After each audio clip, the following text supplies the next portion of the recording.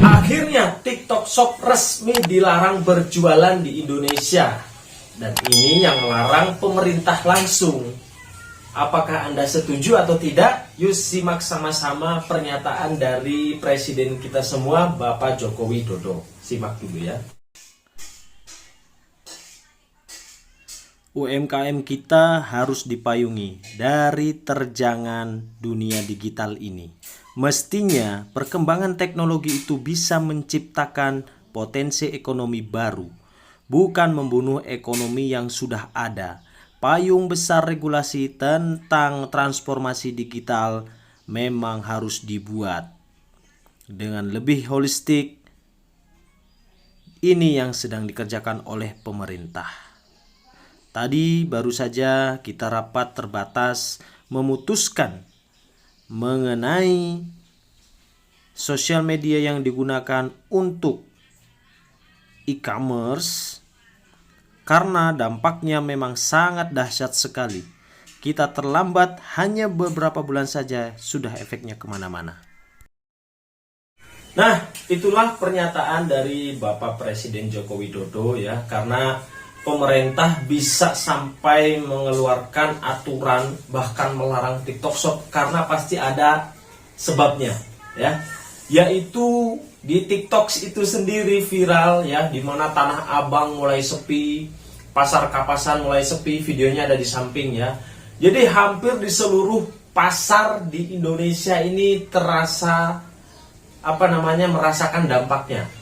Dan orang-orang menganggap bahwa ini akibat dampak dari online shop alias TikTok ini yang secara terang-terangan, wah ini karena TikTok Shop, wah ini karena ini. Nah gitu ya, padahal kan e-commerce lainnya kan banyak gitu ya, nggak hanya TikTok ya, ada Shopee, Lazada dan lain-lain. Tapi ini yang diberi perhatian khusus adalah TikToknya. Nah kenapa kok bisa TikTok? Nah kan yang lain juga banyak. Nah ini yang jadi sangat menarik kita bahas. Menurut saya ya, dalam hal ini mungkin kalau Anda sebagai pelaku pedagang di pasar tradisional atau itu, mungkin sebagian banyak akan merasa setuju kalau TikTok Shop dilarang, nggak boleh berjualan, bakalan setuju. Karena apa? Otomatis kalau orang-orang nggak bisa belanja di TikTok lagi ya, akhirnya berkurang. Nah, akhirnya orang-orang mau kembali ke pasar lagi. Mungkin harapannya seperti itu. Tapi ada juga yang tidak setuju. Nah, ya kan, tidak setuju dengan dihapusnya TikTok Shop ini. Karena secara tidak langsung, ya mau gimana lagi, zamannya sudah maju seperti ini ya. Bahkan mungkin ada UMKM juga yang sangat terbantu oleh TikTok Shop ini. Karena apa? Mereka tidak perlu sewa gedung. Mereka tidak perlu promosi mengeluarkan promosi secara susah ya, secara pakai biaya besar. Mereka cukup buat branding, cukup dengan bikin konten, cukup dengan keranjang kuning, posting di TikTok Shop ya udah selesai. Orderan bisa masuk dan keluar gitu. Nah, menurut saya ya, aslinya e-commerce, TikTok Shop itu memang sulit ya untuk dicegah karena memang sudah zamannya. Nah, pemerintah harusnya tidak perlulah menghapus atau melarang TikTok Shop ini berjualan. Ya, hanya ini saya udah ada 6 poin ya, 6 poin yang harus dilakukan agar TikTok Shop tetap buka, tetap jalan. Namun juga 6 poin ini diterapkan gitu. Karena apa ya? Ya, dengan adanya TikTok, ada yang sebagian kebantu, ada yang sebagian kena dampaknya. Namun memang sangat kerasa sekali. Saya juga jujur ya, saya juga penjual pakaian di pasar tradisional. Dan itu sangat merasakan sekali sepinya di pasar gitu ya. Ya karena memang orang beralih gitu ya, orang beralih ke TikTok. Ya sama kayak dulu aja lah ya. Angkutan kota jadi sepi karena ada Grab dan Gojek. Kan lebih mudah, lebih simpel, habis itu gak perlu repot-repot, kan kasarnya seperti itu. Nah, ini yang bisa kita lakukan, nih Anda setuju atau tidaknya, terserah ya. Ini yang bisa kita lakukan bahwa ada beberapa poin yang menurut saya perlu. Yang pertama ya, pabrik kalau bisa ini ya, pabrik atau produsen ya, Janganlah jualan langsung lewat TikTok pakai harga grosir. Kalau mau jualan langsung ya pakai harga ecer dong, biar setara gitu harganya. Misalkan kaos ya dari pabrik mau jual langsung di TikTok, monggo silahkan, tapi jangan merusak harga. Kalau kaos per piecesnya 35.000 ya sudah 35.000, jangan 100.000 dapat 7, ya kan, dapat 5. Ya itu kan merusak harga, gak ada etika bisnisnya kan di situ. Nah, ya kan? Ini yang jadi masalah, poin pertama. Ini menurut saya ini poin pertama yang sangat penting. Karena apa? Mau kita live 24 jam pun kita gak akan bisa menyaingi pabrik atau produsen yang ngasih harga murah. Lah kita kan bukan pembuat produk itu sendiri, kita kan sendiri juga belanja gitu ya, kulaan ke pasar Kapasan, ke Tanah Abang ngambil, dan tentu dong harganya beda. Semakin turun ke bawah ya semakin mahal. Makanya ada istilah harga grosir, harga ecer, harga partai, harga ecer, begitu bro. Ya, jadi pabrik-pabrik atau produsen-produsen yang mau jualan di TikTok pakai harga eceran, jangan dimurah-murahkan begitu bro. Ya, yang kedua nih, tidak mengindahkan etika berbisnis. Nah ini, ya poin kedua ini, nggak ada etika bisnisnya. Ya, itu yang menjadi masalah. Kalau TikTok kan ya dia hanya perantara aja kan, hanya perantara aja. Orang bebas gitu dong, dan itu cukup membantu. Nah kalau di sini harganya di TikTok, di online mahal, di pasar sama harganya, ya setidaknya kan orang adalah orang ke pasar gitu. Ini jangan direbut semuanya, nih ya kan. Ini nggak ada etika bisnisnya, ini nggak mengindahkan beneran. Yang ketiga ini ya, hapus subsidi gila-gilaan dari TikTok. Ya, Anda mungkin baru tahu ya, kenapa orang kok bisa jualan murah-murah seperti itu? Ya karena mereka disubsidi oleh TikTok, bro. Ya kan? Ya iyalah, disubsidi. Jadi uang yang masuk ke mereka itu aslinya sama, tapi sebagian dari TikTok gitu. Ya, dapat subsidi langsung, dan itu ya gak semuanya dapat subsidi. Perlu ada syarat dan ketentuan berlaku itu.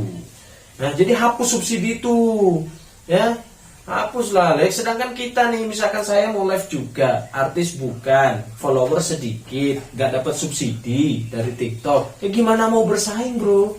Ya, habis kuota yang ada, gitu ya. Bukannya kita gak mau mengikuti zaman, susah. Kalian kalau gak merasakan, bakal enteng ngomongnya, gitu ya. Nih, yang ketiga, yang keempat, ya kan, ya, hapus gratis ongkir.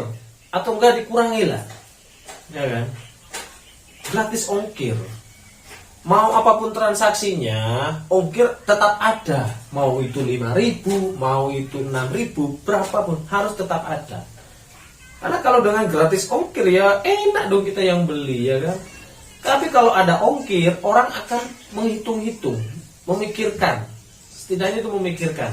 Oh iya, saya beli kaos di sini 34.000, 35.000, ongkirnya 10.000, ketemunya 45.000. Wah sama aja dong, udah mending beli ke pasar aja, kan gitu.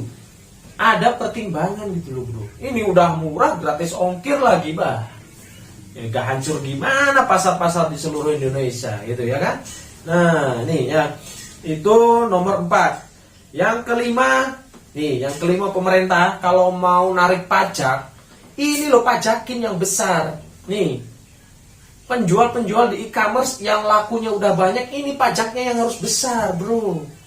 Ya pajakin tuh produsen-produsen yang tidak mengindahkan etika bisnis, ya menjual harga grosir langsung konsumen, barang produknya keluar udah ratusan ribu, ini pajakin yang besar. Ya, sehingga mereka bisa berpikir-pikir gitu ya, bisa mempertimbangkan. Nah, jadi yang keenam nih, buatlah regulasi atau standar harga, peraturan jangan jual harga murah. Jadi ada standarnya, ada regulasinya gitu ya. Jadi gak bisa sembarangan orang main posting harga seenak jidatnya sendiri gitu ya. Jadi kan dengan 6 poin ini diterapkan, menurut saya TikTok Shop tetap buka gak masalah. Gitu ya. Jadi di sini kesalahan TikTok Shop itu cuma satu. Ya, cuma satu. Dia itu izinnya media sosial, bukan e-commerce. Nah, itu yang dipermasalahkan oleh pemerintah. TikTok Shop itu izinnya, ya, membuat perizinannya di Indonesia itu sebagai sosial media, bukan e-commerce. Nah, makanya kalau Shopee, Lazada, ya mereka murni e-commerce gitu ya. Jadi gak ada masalah, gak yang disenggol-senggol. Nah, ketika TikTok Shop ini melanggar, pelanggarannya apa? Ya izinnya media sosial, tapi kok dibuat e-commerce, digabung, ya gak bisa. Nah, ya kan gak boleh, bukan gak bisa, gak boleh sama pemerintah di sini. Oke, jadi 6 poin itu yang menurut saya perlu dipertimbangkan ya, dan ya bisa menjadi bahan regulasi lah ya. Jadi ya saya juga merasakan karena saya orang yang berjualan gitu ya. Ya saya bayangkan aja ya, ada orang yang mau beli kaos di saya, ya kan? Ketika saya sebut misal 45.000, ya orang kan maunya ini barangnya kainnya tebel lah, kainnya adem lah, tapi ada harga murah. Ketika saya ngomong 45.000, wah mas di TikTok aja ini 100.000 dapat 5 loh kan, ya kan? Begitu akhirnya.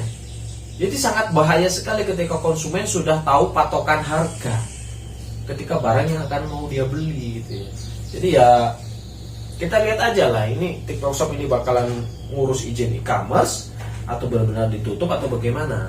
Nah ini kan masih dikaji ulang. Tapi sementara sudah dilarang ya kan, dilarang TikTok berjualan, hanya boleh promosi saja. So sekian, terima kasih dari saya ya.